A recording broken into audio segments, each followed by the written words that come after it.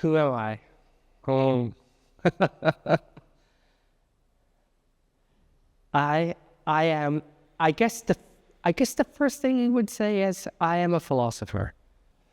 I've never been to Coimbra before. I had been to Portugal before, Lisbon and Porto and Braga, to give talks. And I didn't really, I didn't know about Coimbra. I didn't know about the university. I saw this advertisement for this Gulbenkian Foundation visiting professorship, and I thought, where's Coimbra? I looked it up. I was completely enchanted by the physical arrangement of the university. It's a beautiful place up on the hill. I saw pictures of the adjoining library. I thought, this is very interesting. I had been a student, a graduate student at Oxford. I thought, this might be a little bit like going back to Oxford, but in a Portuguese way. I was also intrigued by the possibility of enhancing my research, because I'm doing research in an area that's a little bit new for me in history of philosophy. I'm not a historian, but the department here is very strong in history. And so I thought there would be good opportunities for collaboration. It's really hard to disentangle challenges from opportunities. So I think of it this way. The brain is a muscle. It gets stronger through resistance training. So you're constantly pushing back against not having all the facts at your fingertips, so you have to go to the library and get the facts, or the internet. You're constantly pushing back against your assumptions. You make assumptions and you need to challenge every single one of your assumptions. That's hard, like we're built not to do that. So you have to use the discipline to push back against your assumptions. You have to be creative. Okay, creativity that's not at all like going to the gym every day.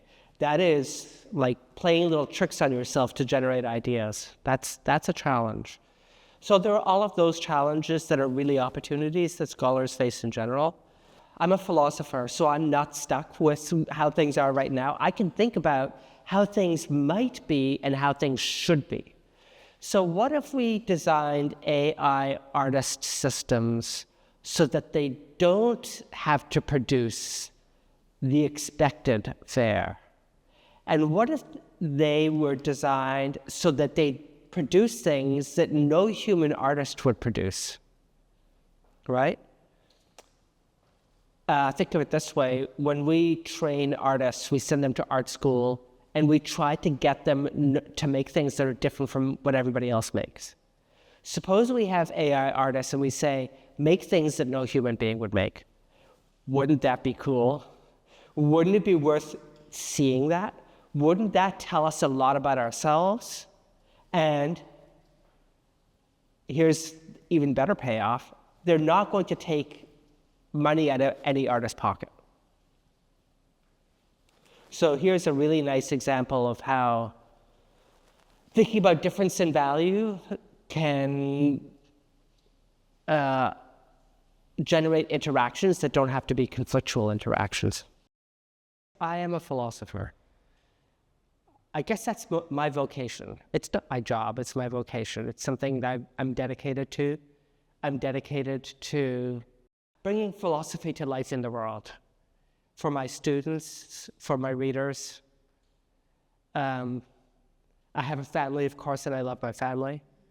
I live in Vancouver, and I'm a Vancouverite.